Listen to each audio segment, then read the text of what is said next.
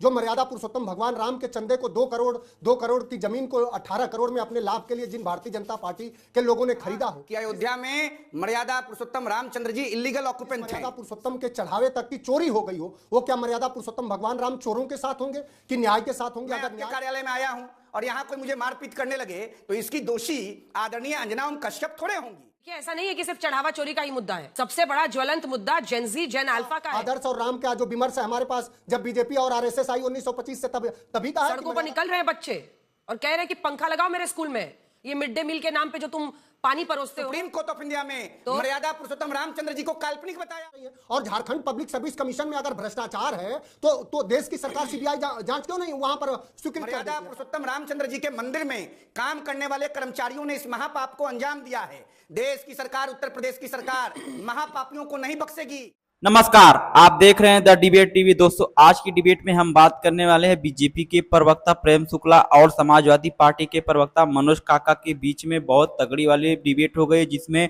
Samajwadi party के प्रवक्ता मनोज काका ने बीजेपी के प्रवक्ता प्रेम शुक्ला की बहुत तगड़ी वाली क्लास लगाई है। तो दोस्तों, फुल डिबेट देखना, चैनल पर नहीं तो चैनल को सब्सक्राइब कर लेना। अंजना जी, सबका दिल पसीज रहा और वहां की सरकार ने लगातार संवाद किया है और जो झारखंड पब्लिक सर्विस कमीशन में जो भ्रष्टाचार हुआ है उसके पक्ष में कोई खड़ा नहीं हुआ है और हम सब चाहते हैं और मनोज जी उसके पक्ष में जो क्या करें, आपने कहा कि उसके पक्ष में कोई खड़ा नहीं हुआ है, मतलब अब क्या जो चीटिंग के पक्ष भ्रष्टाचार में हुआ खड़ा है उसके होगा पक्ष कोई? में कोई खड़ा नहीं। अरे उसके खिलाफ आप वहां पहुंचे या नहीं, ये मायने रखता है ना मनोज जी। समाजवादी पार्टी के राष्ट्रीय अध्यक्ष जी का बयान देख लीजिए, हम लोगों का, हम सब लोग कह रहे हैं और वहां की सरकार ने 3-4 बार वार्ता कर चुकी है, ये तो आप भी जान रही हैं। और झारखंड पब्लिक सर्विस कमीशन में अगर भ्रष्टाचार है तो देश की सरकार सीबीआई जांच क्यों नहीं वहां पर स्वीकृत कर देती है? बहुत ऐसे जगहों पर तो सीबीआई और ईडी बिना परमिशन के स्टेट गवर्नमेंट के पहुंच जाती है। और जो झारखंड का जो शिक्षा मंत्रालय है, जो उच्च शिक्षा मंत्रालय, उसके अंतर्गत झारखंड पब्लिक सर्विस कमीशन नहीं आता, ये हम आप सब जानते हैं। तो अगर वहां भ्रष्टाचार हुआ है तो उसके पक्ष में कोई खड़ा नहीं। सरकार लगातार छात्रों से संवाद कर रही है। क्या वहां पैलेट गन चल गए? क्या वहां AK-47 चला? लगातार संवाद हो रहा है, उसके पक्ष में कोई खड़ा नहीं। और उसी के साथ साथ उत्तर प्रदेश के पब्लिक सर्विस कमीशन में भ्रष्टाचार है, लगातार आपका चैनल उठा रहा है। उत्तर प्रदेश अधीनस्थ कर्मचारी चयन आयोग में कितनी सारी भर्तियां पेंडिंग पड़ी हैं, लगातार उसमें भ्रष्टाचार है। उत्तर प्रदेश का आपको समझ में आ रहा है कि दिल्ली हो, रांची हो, यूपी हो, हर जगह का मुद्दा हम लोग उठा रहे हैं, लेकिन ये याद रखा जाएगा कि आप लोग रांची नहीं गए सुध लेने। ये भी याद रखा जाएगा कि वहां पर जो छात्रों पर लाइट ऑफ कर करके लाठियां चलाई गई हैं, वो जो स्टेडियम का लाइट ऑफ कर दिया जा रहा है, बिजली काटी जा रही है, जनरेटर बंद किया जा रहा है, उस पर आपकी आवाज बुलंद नहीं होती है। आपकी आवाज बहुत बुलंद है मिस्टर काका, और बोलते भी आप अच्छा है, लेकिन सिलेक्टिव आउटरीच है आपका, और वो सबको समझ में आता है। क्योंकि अगर मुद्दा छात्रों का होता तो आप लोग भी पहुंचते वहां पे। डिंपल जी गई थी ना जंतर मंतर। कितनी दूरी है रांची की भाई, कितनी दूरी है? कुछ बातें ऐसी होती है ना मनोज जी जो कि मायने रखती है, जिसका इंपॉर्टेंस होता है पॉलिटिक्स से ऊपर, और ये सबको समझ में आया है। इस जेनजी आंदोलन के बाद सबको समझ में आया है। वारिस पठान जी आपके पास आ रहे हैं, मैं लौटूंगी आपसे जवाब लूंगी। मनोज जी थोड़ा आप भी समझ रहे हैं कि इस पर तो भाई देखिए बहस करने का कोई अंत नहीं है। आप भी कुछ बोलिएगा, मैं भी कुछ बोलूंगी, लेकिन बच्चों के साथ खड़े होने की बात थी ना। और डिंपल जी गई जंतर मंतर, और अच्छा है वो जो बच्चे अनशन पर बैठे थे सबको मिलकर उन्होंने खाना खिलाया, पानी पिलाया, बड़ी अच्छी बात है। लेकिन वहां रांची का बच्चों का क्या कसूर है? मतलब एक तो मेटा भी उनका एल्गोरिदम खत्म कर दिया है। दिन रात वीडियोस आते थे जंतर मंतर के, लेकिन वहां का एक वीडियो सामने नहीं आता है। चलिए वारिस पठान, अयोध्या का मुद्दा है और वहां पर योगी जी जा रहे हैं, पूरी ताकत झोंक रहे हैं अयोध्या में, पूरी ताकत वो झोंक रहे हैं। लेकिन आप लोग ऐसे मुद्दे पर तो आ जाएंगे शो में, लेकिन जेनजी पर ना आपके नेता को कभी जंतर मंतर जाने की सूझती है, ना कभी उनको लगता है कि रांची जाने की जरूरत है। अरे देखिए अंजना जी, हम स्टूडेंट्स के जो हक की इंसाफ की लड़ाई थी उसके साथ खड़े थे, खड़े रहेंगे। फिर चाहे प्रोटेस्ट जंतर मंतर का हो या रांची के अंदर, झारखंड के अंदर हो, कहीं भी जो प्रोटेस्ट स्टूडेंट लड़ रहे हैं, जैन जी हमारे भारत देश का भविष्य है, ये याद रखना इस बात को। अब तो जैन अल्फा भी जाग चुका है, मगर वायलेंस कंडेमनेबल है। अब तो सवाल आप भी करिए ना कि किसने इजाजत दिया था हमारे देश का भविष्य हमारे स्टूडेंट के ऊपर लाठी चलाने के लिए, पैलेट गन चलाने के लिए, आंसू गैस छोड़ने के लिए, और साथ ही साथ AK-47। अरे क्या आतंकवादी है क्या वो लोग? संविधान ने अधिकार दिया है। वही नहीं, चाहे वहां हो या झारखंड में हो, कहीं भी हो, जिसने भी लाठी चलाया, पानी का फेंका, उसके खिलाफ कार्रवाई होना चाहिए, उसको जवाब देना चाहिए, अकाउंटेबिलिटी फिक्स होना चाहिए। अब बात नंबर 2 अंजना जी, बताऊं आपको, देश आज परेशान किससे है? ये बीजेपी की नफरत की राजनीति से परेशान है, ये समाजवादी पार्टी की जो वोट बैंक की राजनीति इससे परेशान है, और कांग्रेस की अवसरवादी राजनीति से टोटल परेशान है। देश चाहता है कि एक विकल्प जो ऐसा आए, और वो मजलिस इत्तेहादुल मुस्लिम है, संविधान की बात करते, बराबर की बात करते, हिस्सेदारी की बात करते, इंसाफ की बात कर रहे हैं हम लोग। तो देश को एक ये चाहिए अभी फिलहाल। अब बीजेपी तो टोटल बैकफुट पे चले गई है अंजना जी, आप ये देख लीजिए। 2 इशू ऐसे हैं जिसको बीजेपी कभी करेक्ट कर ही नहीं सकती। एक तो जो चंदा चोरी लोग ने कर दिया भगवान राम के नाम पे, उसकी तो माफी होने ही नहीं वाली है। मेरे जो दोस्त कट्टर बीजेपी वाले थे मुझे फोन करके बोल रहे, वारिस भाई हमारी आस्था का खिलवाड़ नहीं, आस्था का कत्लेआम कर दिया है लोग ने, हमने जो चंदा भेजा था भगवान श्री राम के नाम पे, ये लोगों ने घपला कर दिया। अब आप एसआईटी का रिपोर्ट भी तो देख लीजिए पब्लिक के सामने। प्रिलिमिनरी इंक्वायरी रिपोर्ट में 70 ऐसी चीजें आई है जो दिखा रहा है कि किस तरह से कपड़े में, पेपर में लपेट के लेके जा रहा है। अरे भाई, वेलार गाड़ी के अंदर तो लोग मीटिंग में आ रहे हैं, वहां के ट्रस्टी लोग, इतना तो पैसा आ गया इनके पास। चंपत कहां चले गए पता नहीं है, एफआईआर क्या उनका क्या हुआ पता ठिकाना नहीं है। तो बीजेपी को जवाब देना भारी पड़ गया। दूसरा सवाल, सरकार पूरी जनता कर रही है देश की पिछले 22 दिन से, 22 दिन हो गए, पूरी जनता सवाल कर रही है कि कहां है होम मिनिस्टर, किसने आदेश दिया था स्टूडेंटों के ऊपर लाठी चलाने के लिए, बताइए। हमारे भविष्य के ऊपर लाठी मारने का आदेश किसने दिया था? अमित शाह वहां पे आते 20 गाड़ी के काफिले को लेकर, मगर सदन में खड़े होकर जवाब देने की हिम्मत ताकत नहीं है। आप सवाल करते हो, विपक्ष से आपसे सवाल करना चाहिए अमित शाह से कि आप क्यों जवाब नहीं दे रहे हो? कोई सवाल का जवाब उसको पूछने के लिए तैयार नहीं है। और इस एक टैक्स पेयर का पैसा लोग ने वेस्ट कर दिया पूरा 20-22 दिन का, आपको पता होना चाहिए। अंजना जी, एक दिन पार्लियामेंट का सदन जब एडजन होता है तो करोड़ों रुपए का नुकसान होता है, वो किसके पैसे? टैक्स पेयर के पैसे का नुकसान कर दिया। अरे हम जिताते हमारे एमपी को के जाओ भाई वहां पे, हमारे बात करो, कॉन्स्टिट्यूएंसी की बात करो, देश की बात करो, जीत के जाता है वहां। वो क्या कर रहे हैं वहां पे? कुछ नहीं, आज आउट एडजन हो गया, 12 बजे खत्म हो गया, 1 बजे खत्म हो गया, पूरा टाइम फिश। तो ये तमाम चीजें वहां पे हो रही है और देश देख रहा है। तो देश का युवा, देश का हर नागरिक इस चीज से परेशान है, और सदन को चलाने की जवाबदारी सत्ता में बैठी हुई सरकार की थी। टोटल विकल्प, टोटल फेल हो गई है अंजना जी, टोटल फेल हो चुकी है वो। अब आप बताइए इसका क्या जवाब देंगे? चलिए प्रेम शुक्ला जी जवाब दीजिए। हाँ, आवाज जा रही थी। शुक्ला जी क्या जवाब दीजिए? नहीं, एकदम काटा नहीं, आपका पूरा एकदम बरोबर गया है, एकदम पूरा ऑडियो। नहीं, हम तो शुक्ला जी जी बरोबर गया जी। अंजना जी, हम लोग तो जो है हर प्रश्न का जवाब दे रहे हैं। संसदीय कार्य मंत्री आदरणीय किरेन रिजिजू जी ने साफ तौर पर कहा कि आप आइए सदन में बहस कीजिए। आदरणीय अमित शाह जी हर प्रश्न का विस्तार से उत्तर देने के लिए तैयार है। स्वयं गृह मंत्री जी ने चुनौती देकर कहा कि आप आइए। लोकसभा अध्यक्ष जी को पत्र लिखा और कहा कि आप 24 घंटे का समय दीजिए, जितना समय उनको देना चाहें दीजिए, वो विस्तार से अपनी बात रखें। मैं हर प्रश्न का बिंदुवार उत्तर देने के लिए तैयार हूं। लेकिन भागा कौन? भागे वो लोग जिनके पास सिर्फ आरोप लगाकर भाग जाने के अलावा कोई उनके पास किसी भी प्रकार का बुनियादी सवाल उनके पास शेष नहीं है। वो भाग सकते हैं सिर्फ। और जैसा आपने पूछा श्रीमान वारिस पठान जी से कि भाई जंतर मंतर पर भी नहीं थे, रांची भी नहीं है, तो आपको जंतर मंतर से लेकर रांची तक असदुद्दीन ओवैसी कहीं दिखाई दिए क्या?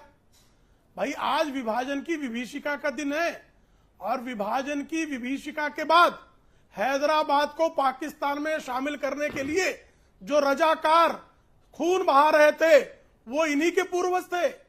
असदुद्दीन ओवैसी उन रजाकारों की संतान है जिन्होंने 1947 के बाद महीनों तक हैदराबाद को अखंड भारत का हिस्सा बनने से रोके रखा था और रक्तपात किया था। आज जो कांग्रेस के अध्यक्ष हैं मल्लिकार्जुन खड़गे जी, उनकी माता जी को आग लगाकर रजाकारों ने जला दिया था।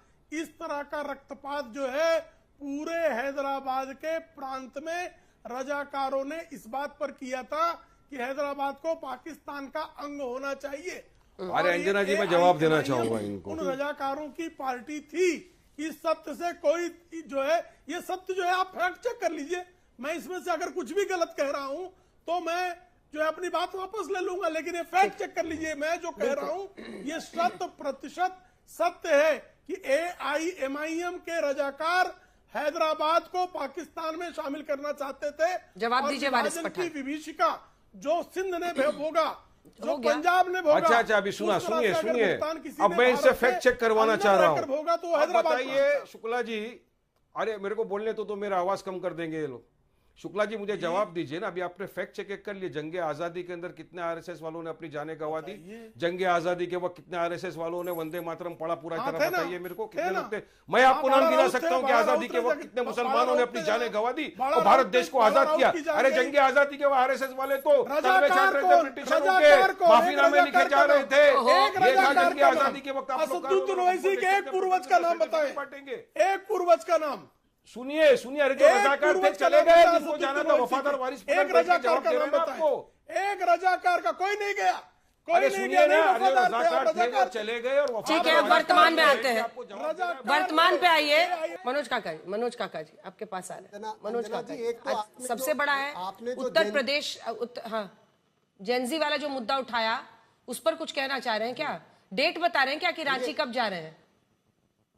नहीं, मैं बिल्कुल बता रहा हूँ, रांची हम लोग हैं, रांची जा नहीं रहे हैं, वैचारिक रूप से रांची हैं और जब जरूरत पड़ेगी तो पहुंचेंगे और रांची के छात्रों के हकों के साथ हैं। हम कभी नहीं कह रहे हैं कि रांची में AK-47 चले, पैलेट गन चले। और जो झारखंड का पब्लिक सर्विस कमीशन है वो संविधान के अनुच्छेद 315 और 323 के तहत वो एक संवैधानिक संस्था है। वो कोई सरकार के पूरे नियंत्रण में नहीं आता, ये आप हम और सब जानते हैं। और उसमें भ्रष्टाचार हुआ है तो जो भ्रष्टाचारी हैं उनके खिलाफ कड़ी से कड़ी कार्रवाई होनी चाहिए। सरकार से आपसे बड़ा मंच कौन होगा? हम कह रहे हैं कि सरकार को साझ संवाद करना चाहिए, मुख्यमंत्री को वहां जाना चाहिए, ये हमारे बात पार्टी के राष्ट्रीय अध्यक्ष जी ने कहा। लेकिन उत्तर प्रदेश के मुख्यमंत्री जो उन्मादी और धार्मिक पाखंड के जो झंडा बरदार हैं, उनसे कहिए कि नमक रोटी उत्तर प्रदेश के विद्यालयों में दी जा रही है, सीतापुर में दी गई, हमीरपुर में दी गई, मिर्जापुर में दी गई। उनसे कहिए कि उन विद्यालयों तस्वीरें चलाइए एक बार, फिर से उत्तर प्रदेश के चलाइए। मुख्यमंत्री कल भी हमने को दिखाया 25,000 विद्यालय, ये तो हम लोग रोज वहां कब दिखाएंगे। जाएंगे? प्रेम शुक्ला जी, ये तो रोज दिखाएंगे, हरदोई का भी दिखाइए।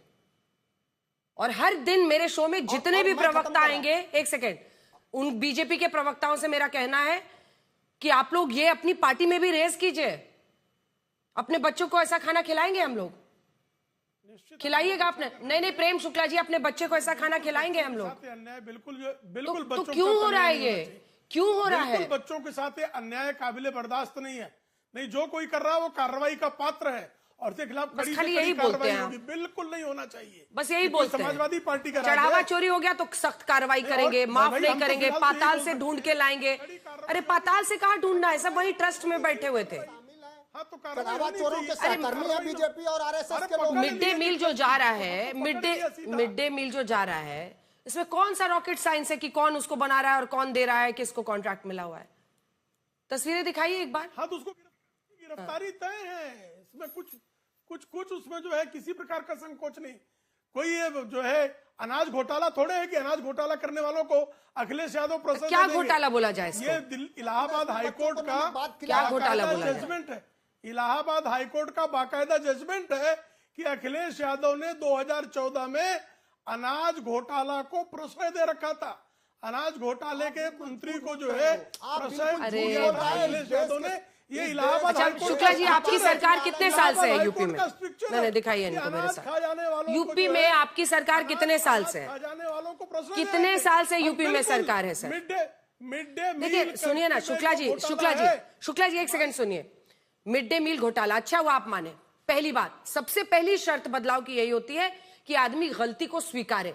क्योंकि इससे पहले भी जब रोटी और नमक खिलाते हुए विजुअल्स आए और तस्वीरें आई और खबर चली, उसके बाद से ऐसा लगा कि आप लोग मीडिया के ही खिलाफ हो गए। ऐसे नहीं होता है। अगर कुछ गलती है तो उसको स्वीकार करना चाहिए और उसको बदलना चाहिए।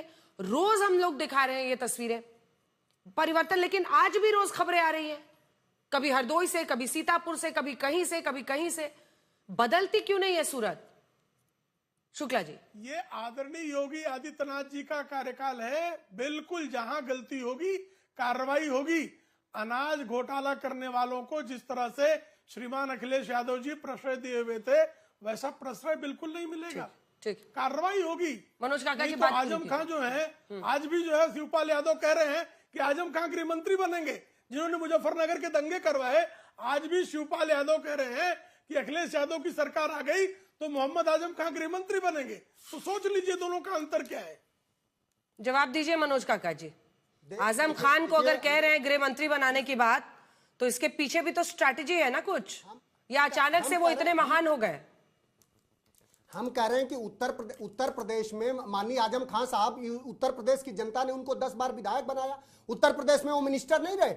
उत्तर प्रदेश वो तो हमारी सरकार बनेगी, हमारी सरकार का फैसला होगा। मुख्यमंत्री का विवेक होता है, ये तो संवैधानिक बात है कि मुख्यमंत्री का स्व विवेक होता है कि किसको क्या बनाया जाता है। जब इस देश में तड़ीपार गृह मंत्री बन सकते हैं तो आजम खान साहब इस उत्तर प्रदेश में 10 बार के वो विधायक रह चुके हैं, इसमें बुराई क्या है? और कौन क्या वो अभी किसी कोर्ट ने उनको सजा याफ्ता तो किया नहीं। अभी देश के सर्वोच्च न्यायालय ने उनको एक बार बहुत सारे केसों में बरी किया था, लेकिन ये सरकार बनने पर और सरकार के मुखिया का फैसला होगा कि किसको कौन सा मंत्रालय दिया जाएगा, कि ये भारतीय जनता पार्टी तय करेगी। आप सवालों का जवाब आज के परिदृश्य में नहीं दे रहे हैं कि आप उत्तर प्रदेश के विद्यालयों में, प्राथमिक विद्यालयों में नमक रोटी नमक भात क्यों खिला रहे हैं? मर्यादा पुरुषोत्तम भगवान राम का चंदा क्यों चोरी हो रहा? उत्तर प्रदेश अधीनस्थ कर्मचारी चयन आयोग में, Uttar Pradesh public service commission में इतना भ्रष्टाचार क्यों है? आपने 25,000 विद्यालय बंद कर दिया, 28,000 नई शराब की दुकान खोल दी। इस तरह उत्तर प्रदेश का $1 ट्रिलियन बनेगा। नहीं होगा। मोहम्मद आजम खान सजा याफ्ता है, उनको सजा दी गई है, कोर्ट द्वारा सजा याफ्ता है। मोहम्मद आजम खान सजा याफ्ता इस देश में एक पार्टी के राष्ट्रीय अध्यक्ष बंगारू लक्ष्मण भी थे। सीबीआई कोर्ट ने बंगारू लक्ष्मण को दोषी पाया था। मोहम्मद आजम खान सजा याफ्ता है। मोहम्मद आजम खान इस देश के गंगा जमुनी तहजीब के सबसे शानदार नेता हैं। उन्होंने हमेशा संवैधानिक मूल्यों और मान्यताओं का ठीक है, मैं एक बार मनोज काका जी को मेरे साथ दिखा। मनोज जी चलिए ठीक है, आप चूंकि इतना सम्मानित उन्हें बता रहे हैं तो जयाप्रदा जी के लिए उन्होंने क्या कहा था जरा बता दीजिए हमारे दर्शकों। ये अंजना जी बहुत आपका वाजिब सवाल है। किसी को भी इस देश में हक नहीं है कि किसी भी माँ बहन बेटी को क्या कहा जाए। वापस टॉपिक पर आते हैं। क्या अयोध्या आपकी पार्टी के लिए नाक की लड़ाई रहेगी इस बार के चुनाव में? Shukla ji are you mister Pathan इसके बाद टॉपिक मैंने सोचा याद दिला दूं आप लोगों को। पूरा उत्तर प्रदेश हमारे लिए नाक की लड़ाई है, पूरा उत्तर प्रदेश। और उत्तर प्रदेश में हम निश्चित तौर पर फिर से एक बार जीत की हैट्रिक होना सुनिश्चित है। पूरा उत्तर प्रदेश और शुभारंभ अयोध्या से होगा, ये आपकी बात सत्य है। मनोज काका जी देखिए, जो उत्तर प्रदेश की जनता है का जो जेनजी है, जो जेन अल्फा है, जो माताएं हैं, बहनें हैं, वो जानते हैं कि उनके बेहतर भविष्य का और किसी के वादों पर यकीन किया जा सकता है तो माननीय अखिलेश यादव जी के उनके वादों पर यकीन किया जा सकता है। उनके बच्चों के हाथों में लैपटॉप तभी आएगा जब समाजवादी पार्टी की सरकार होगी, एक्सप्रेसवे तभी आएगा, हॉस्पिटल तभी आएगा, ग्रामीण विकास तभी होगा। वो उत्तर प्रदेश की जनमानस अब वो राजनीति नहीं चाहती कि मांगे विद्यालय और मिल जाए उसे शराब खाना। वो विद्यालय जिस प्रदेश में बंद होते हो प्राथमिक विद्यालय और जिसमें लगातार मधुशाला खोले जा रहा हो और पाठशाला बंद किए जा रहे हो, इस विचारधारा से उत्तर प्रदेश का विकास नहीं हो सकता है। सच बोलने पर आपको फांसी दे दी जाएगी, आपको जेल भेज दिया जाएगा। आप किसी बेटी के लिए ट्वीट करेंगे तो हमारे मनोज काका जैसे कार्यकर्ता पर FIR कर दिया जाएगा। अंजना जी उत्तर प्रदेश की जनता को समाजवादी पार्टी के हर शासन की घटनाएं याद हैं। वन डिस्ट्रिक्ट वन माफिया अभियान के शंखनाद करने वाले समाजवादी पार्टी को हल्दी लगने नहीं जा रहा है। किसी भी परिस्थिति में उत्तर प्रदेश की सर्वसम्मानित जनता इस बात का मन बना चुकी है। तीसरी बार उत्तर प्रदेश में लगातार भारतीय जनता पार्टी के गठबंधन की सरकार बनने जा रही है, इसमें कोई संशय नहीं है। वारिस पठान जी देखिए अंजना जी उत्तर प्रदेश की बात चल रही है। देखिए अभी उत्तर प्रदेश के अंदर समाजवादी पार्टी वाले को अचानक से मुसलमान याद आ गए। इतने हमारे मदरसों को शहीद कर दिया, मस्जिदों को शहीद कर दिया, इनके मुंह में फेविकोल लगा था, बात नहीं किए। अभी शिवपाल सिंह आके बोलते हैं कि अगर हम सत्ता में आए तो आजम खान को हम उप मिनिस्टर बना देंगे। अरे कितने साल से आजम खान जेल के अंदर है, उनका परिवार जेल में था, कितने टाइम से हॉस्पिटल के अंदर थे आजम खान, तब क्या किया आपने? आवाज किया? कुछ नहीं किया। आज आपको पता है कि उत्तर प्रदेश का चलिए, और वारिस जी के इसी संबोधन के साथ, वारिस जी के इसी संबोधन के साथ इस बार AIMIM की सरकार बन रही है उत्तर प्रदेश में। बन रही है आप ही की सरकार बन रही है। बिल्कुल बनेगी। पब्लिक जनता का समर्थन है, जनता की मोहब्बत है हमारे साथ में। कितने सीटों पर जमानत जब्त हुई थी और हमने इनको बोल दिया आ जाइए साथ में, बीजेपी को वाकई में हराना है तो साथ में आए लड़ेंगे हराएंगे।